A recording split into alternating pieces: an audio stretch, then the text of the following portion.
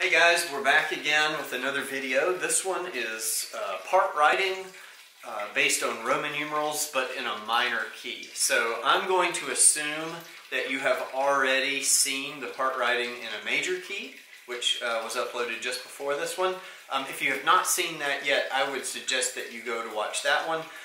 Also, I'm assuming that you have seen my previous videos on part writing, such as the part writing rules, such as part writing from a realized bass or a figured bass, a realized figured bass in major and minor. I think that all of those videos will kind of help you. So I would urge you not to start here, but to start with those videos. Just look back on the channel, the AP Music Theory playlist, and you can find those there. But we're going to get into writing in a minor key.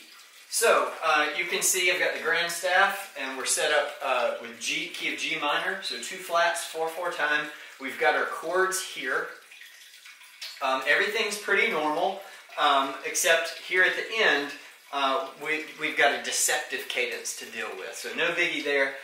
It's pretty normal other than that ending, and we can certainly handle that. So let's get to it. The steps, as mentioned in the previous video, for the major example, are the same as the steps here.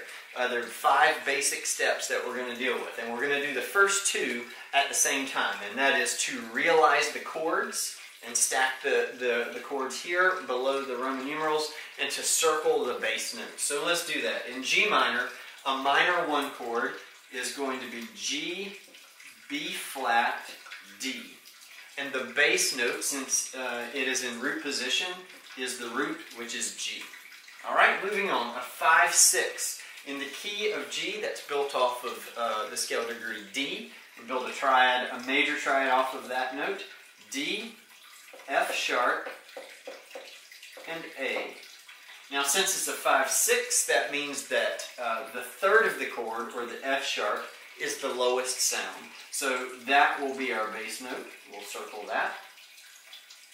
Moving on to the next is another minor 1, so G, B flat, D, root position, so circle the G. Okay, next we have a minor 4, so scale degree 4 in the key of G, G, A, B flat. C is a triad, and this will be a minor triad built on C, so it's C, E flat, G.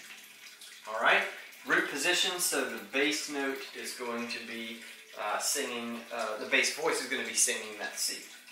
Now we have a 1/6/4, a really common ending, 1/6/4, 5/7, usually would lead to 1, but we have a deceptive cadence, as I mentioned here. So a 1/6/4 is our G, B flat, D, again, but the bass note is going to be D. That's going to be your lowest sound, so we circle that. A 5/7, again, similar to this 5/6, is a major 7th chord built off of D. So we have D, F sharp, A, C. Alright, that C is the 7th of that 7th chord. It's in root position 7th chord, so the D will be the bass note. So the bass is going to sing D, D, right? The same note twice. And then we've got a major 6, which in a minor key is very common. And this is, again, labeling a deceptive cadence for us. Scale degree 6 is going to be built on that E flat, the 6th scale degree. A major chord, E flat, G, B flat. Okay? And it's root position, so the bass needs to be singing that E flat. So that is the first 2 steps there. Next, we're going to, and just so that you can see it better, I'm going to take a colored marker. Let's use purple. And we're going to draw the arrows for the tendency tones and the resolution tones. Those happen between dominant chords and tonic chords. So dominant chords are like 5 and diminished 7. And tonic chords, of course, are typically just your 1 chords. So here's a 5 to a 1. So that means we have tendency tones, resolution tones to deal with. And it's always scale degree 7 in the key and the 7th of the 7th chord. Alright, so this is not a 7th chord, so we don't have to deal with that. But scale degree 7, which is F sharp, resolves up to G. Right? So the bass sings in F sharp and has to resolve to G. Okay? We scan it. Here's our next and only. This would be a resolution tone, moving from 5/7 to 1. But since it's 5/7 to 6, it's not a strong dominant to tonic relationship. But if you'll remember, 6 is actually categorized as a tonic. As a tonic functioning chord, and that is because it contains, in this E flat major chord, it contains 2 out of the 3 home notes, if you will, of the tonic triad. So it does function as a tonic, as tonic function. Excuse me. So I would try to always have scale degree 7 again, resolving to G. Right? And the 7th of a 7th chord, C, resolving down. Typically in a minor key, that's going to be down a whole step. In a major key, that's down a half step. So again, even though this is not a 1 chord at the end, this is a dominant tonic relationship, and so have those tendency tones resolved that way.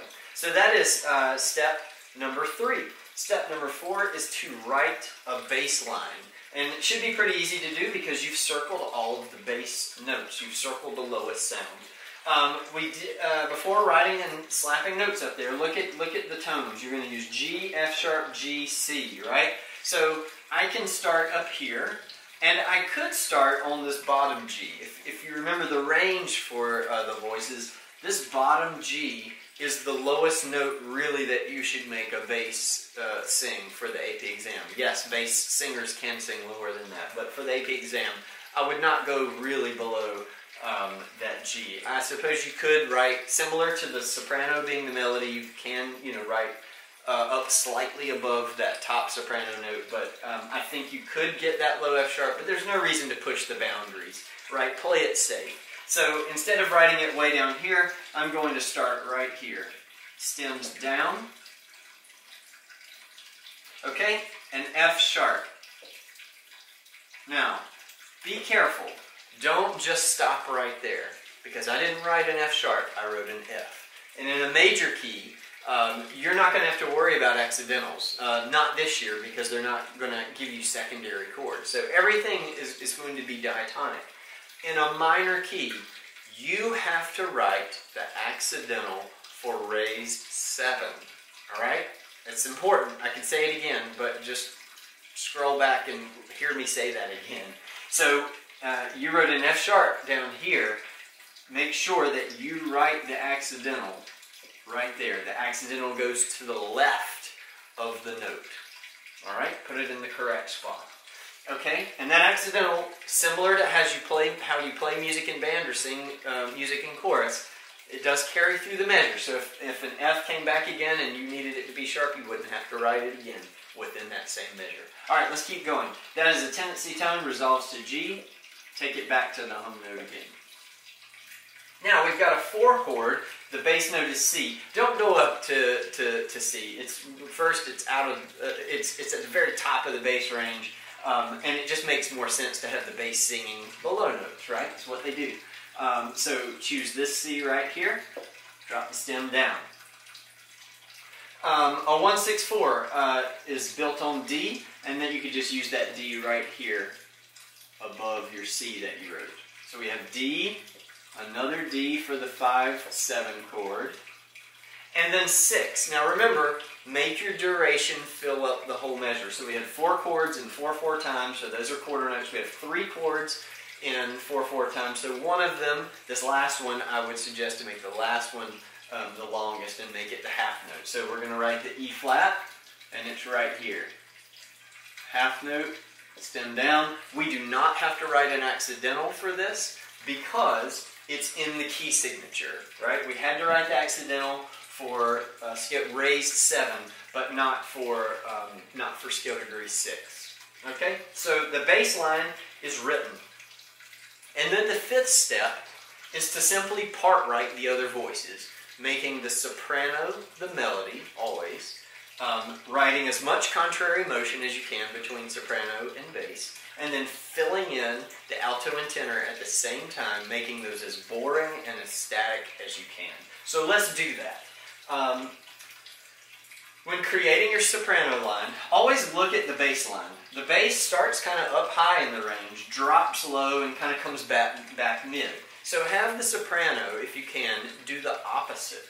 Have it start a little lower, right, and then go higher, and then come back to mid-range, and then that will be contrary to what the bass does. So your notes, you know, I forgot to mention this, but you can go ahead and mark through the bass notes, right? Again, that's not saying that you can't double them or use them again, but that just kind of lets you know that you've covered that note already. So the notes that we have to complete this chord are B flat and D. We could double the root as well, right? So we could use the G, the B flat, or the D. I do like doubling the root of a chord.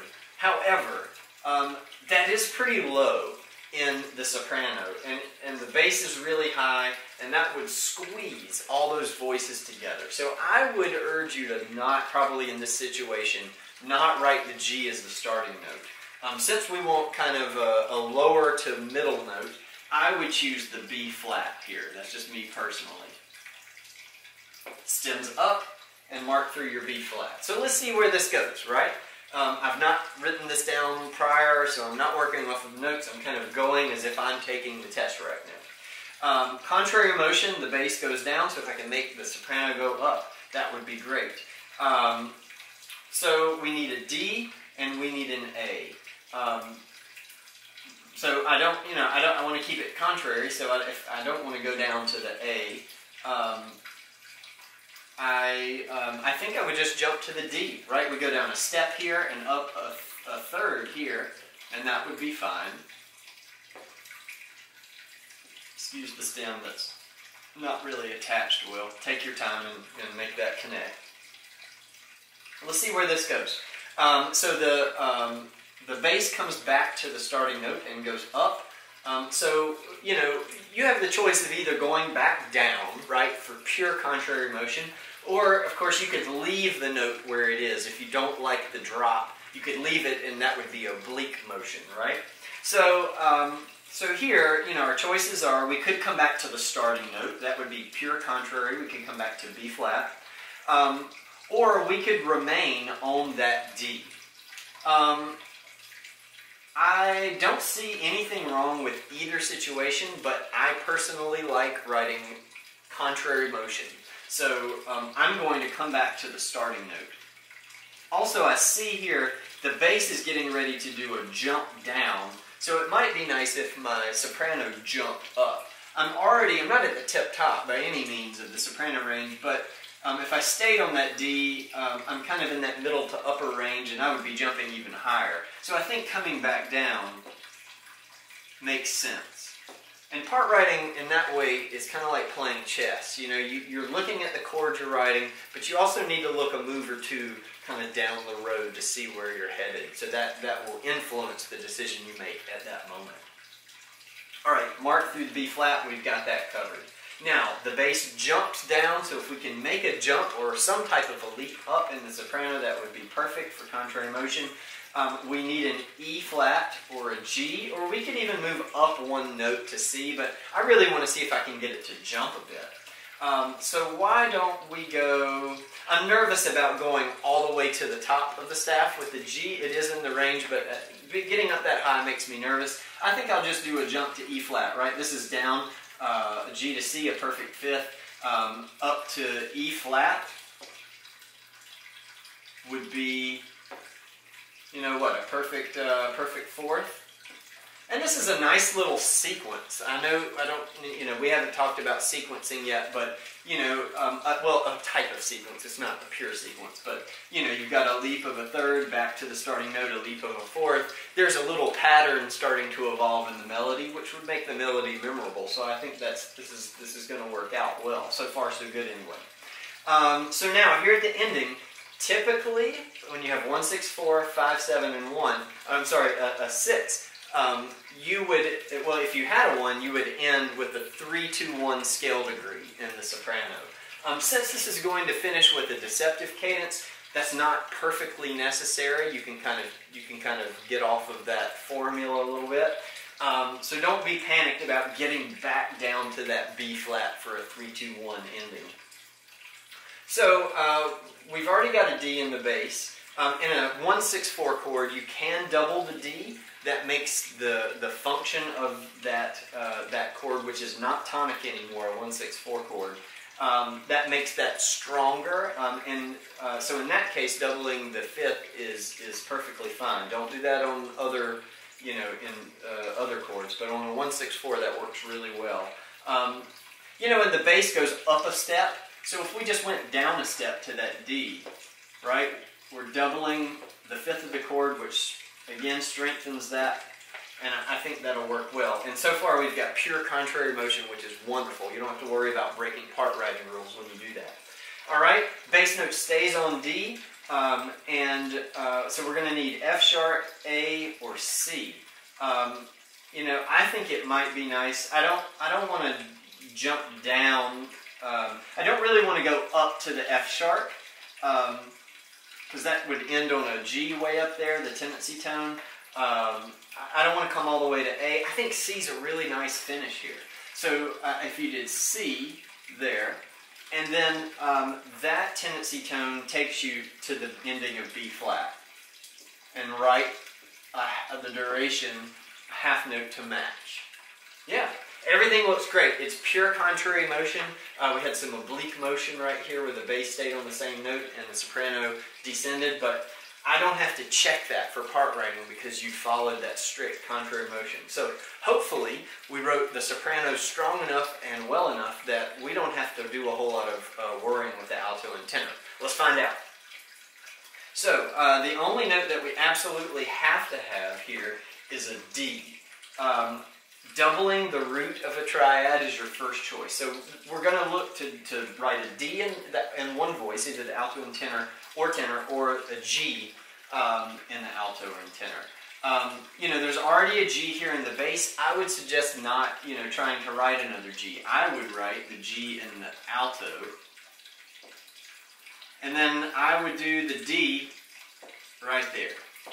That's a great little setup. That looks nice and spaced out. Everything's got their own space, and yeah, that's all great range right there.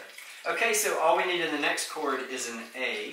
Nobody is singing it, so somebody has to move. Somebody has to make a move.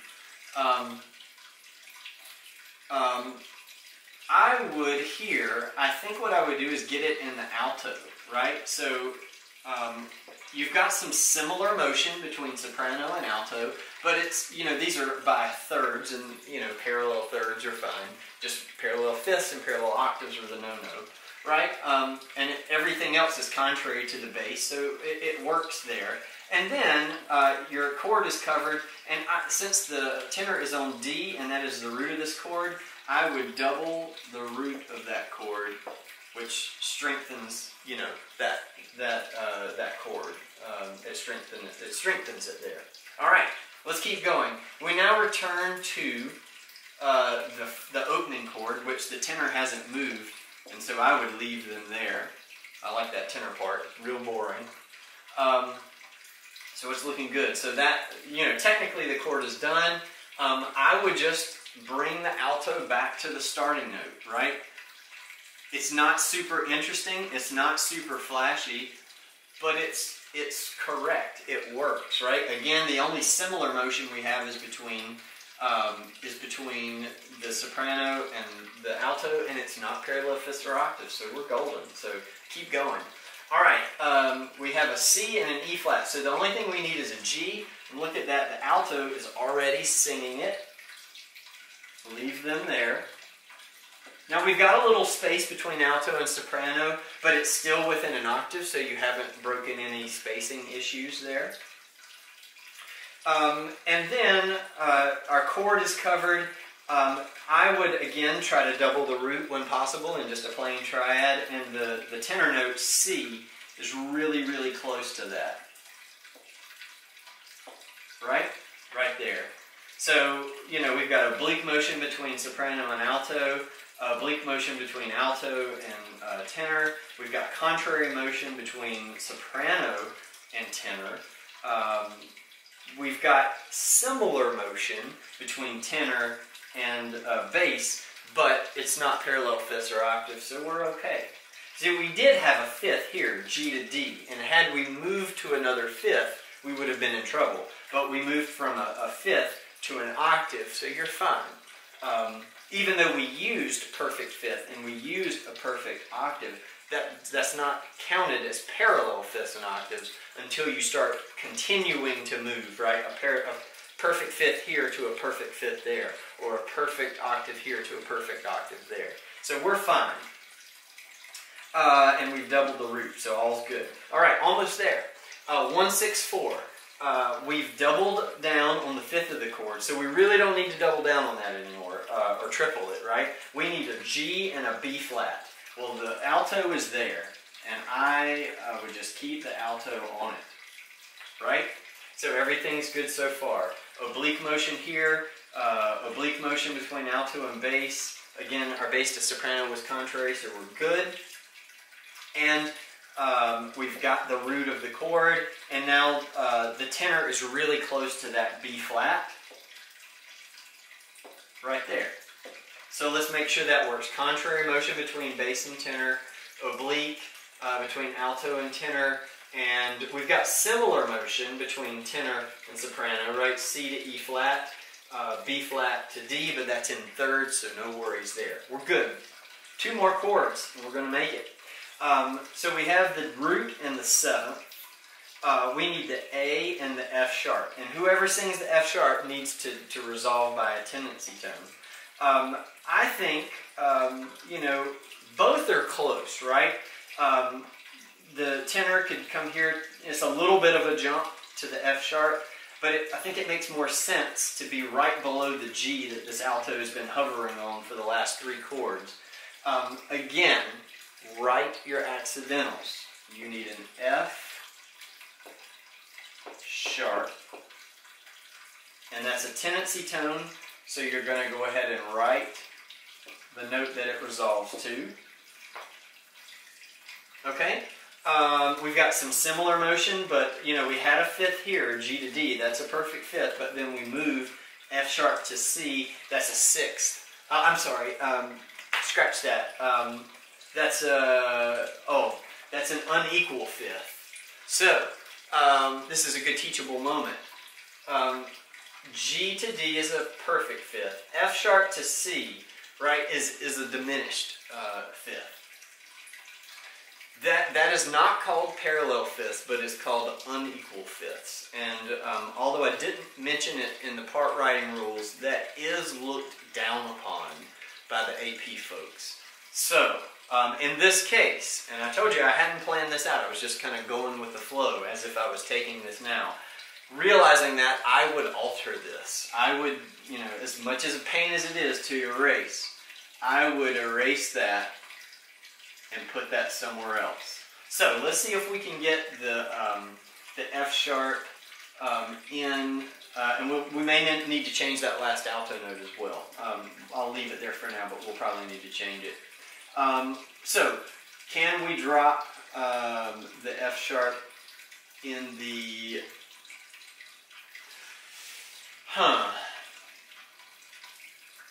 So I'm thinking, yeah, I think I've got to drop down here. I was thinking I could go up to F sharp, but I would be singing that note right there, and I would be pinching my alto in, and I don't know that there would be, I don't know that there would be much of a way to get that to, yeah, to get that spacing right. Sorry, I had to think a little bit there. Let's try this. Let's just put it here. The only reason I hesitate is I don't like jumps in my tenor and my alto, so it's bothering my OCD to see the tenor make that leap. But as long as it doesn't break a rule, who cares if it breaks my OCD rules, right? Let's see. So F sharp, that means that we would need to finish with G there. And let's see how this is going to play out in the alto. That means we can get an A in the alto, right? We've got contrary motion. I'm checking from this 1/6/4 to the 5/7. Soprano to alto, we've got contrary motion. We've got similar motion between tenor and soprano, but it's not parallel fifths or octaves. Contrary motion between alto and tenor. Oblique motion between bass and anybody, because the bass is staying on the same note. So it's working fine. And then from here, I think what I would do, typically you double the root first, then you double the fifth second and the third with good reason. So our options, we have an E flat, a G, and a B flat. The chord is done, right? It's done. So one temptation is to move the alto to the G, right? And then you would have 2/3, a root, and a fifth. I'll tell you why I don't like that, and because it breaks kind of a personal rule of mine of doubling the root first, the fifth second, and the third with good reason. The only reason I double the third usually is to avoid a part writing rule. Since we are not going to break a part writing rule, not that I can tell so far, I'm going to check it. I think what I would do is have the soprano and the alto share that note, that B flat, and then you double the fifth. So let's look. Between the next to last chord and the last chord, we've got contrary motion between soprano and alto. We've got contrary motion between soprano and tenor. And contrary motion between soprano and bass. We already knew that. Tenor to alto, we have similar motion, but it's an F sharp to an A, which is a third, right? And then we have, of course, it's an expanded, we're talking more than an octave, but I'm reducing that down, right? And then we have G to a B flat, which is another, what I'll call expanded third, more than an octave, but reduced down. So we have some similar motion, but nothing is breaking a part writing rule. So I think we're good, and we've got a nice deceptive cadence right there. So I hope that was helpful. Apologies for having to stop and think just for a few moments here at the end. But I'm not going to try to edit that out, and I'm not going to try to redo the video, because I feel like that's good for you to see how I'm thinking through things when I come to problems, right? If I just make all these like perfect videos, the chances of you, when you take the test, getting that perfect the first time, I mean, it'd be great, and good luck, I hope it happens, but you're probably going to hit problems. And I want you to see how I'm dealing with them and why I'm dealing with them. So hopefully all of that made sense. So apologies for the delay there and the thinking and the ums and ahs, but I hope I helped, clear up some things and maybe showed you some new techniques. So best of luck. I'm going to post some examples that you can practice on the huskyband.edublogs.org website. Just click on the AP Music Theory tab. There'll be a PDF there for you, and you can do that on your own. You can take a picture of it, a screenshot, and email me.